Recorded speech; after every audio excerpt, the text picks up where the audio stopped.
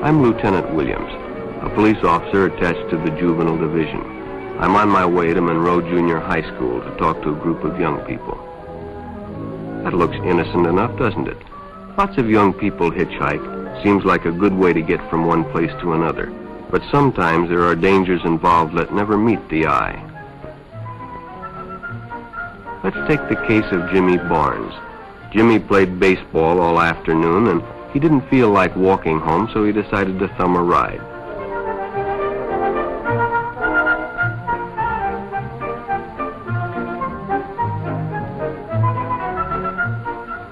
He'd done it 100 times before, and he didn't think anything was unusual when the driver struck up a friendly conversation.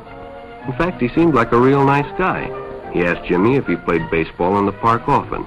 Jimmy told him they practiced 3 times a week and played a rival group on Friday afternoon. The stranger was a good listener, too, and it only seemed minutes before they pulled up in front of Jimmy's house.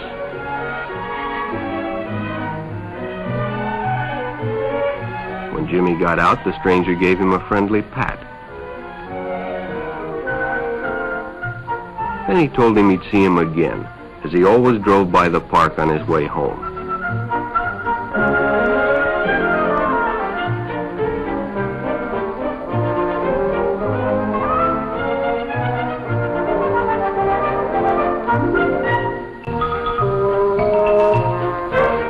Sure enough, the following day, when Jimmy finished playing ball, well, the man was there waiting.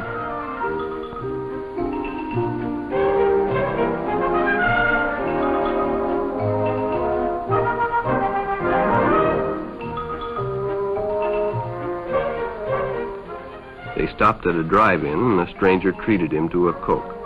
During their conversation, he told several off-color jokes, but Jimmy had heard others before, and well, it made him feel big to so easily win the confidence of an older person.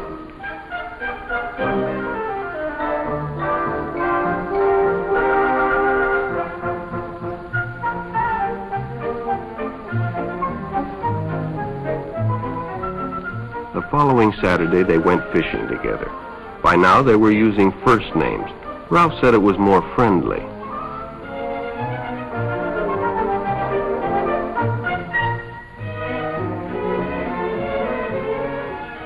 Jimmy hadn't enjoyed himself so much in a long time. Then during lunch, Ralph showed him some pornographic pictures. Jimmy knew he shouldn't be interested, but, well, he was curious. What Jimmy didn't know was that Ralph was sick, a sickness that was not visible like smallpox, but no less dangerous and contagious, a sickness of the mind. You see, Ralph was a homosexual, a person who demands an intimate relationship with members of their own sex. But by now, Jimmy felt a fondness for Ralph, and they continued to go places together. Ralph was generous and took Jimmy many interesting places and did many nice things for him. He bought presents and even gave him money, but payments were expected in return. You see, Jimmy hadn't recognized Ralph's approach soon enough. When Ralph first asked Jimmy to go fishing alone, he should have discussed it with his parents or teacher. Finally, Jimmy told his parents, and they reported it to the juvenile authorities. Ralph was arrested, and Jimmy was released on probation in the custody of his parents. But all homosexuals are not passive. Some resort to violence, as in the case of Mike Merritt.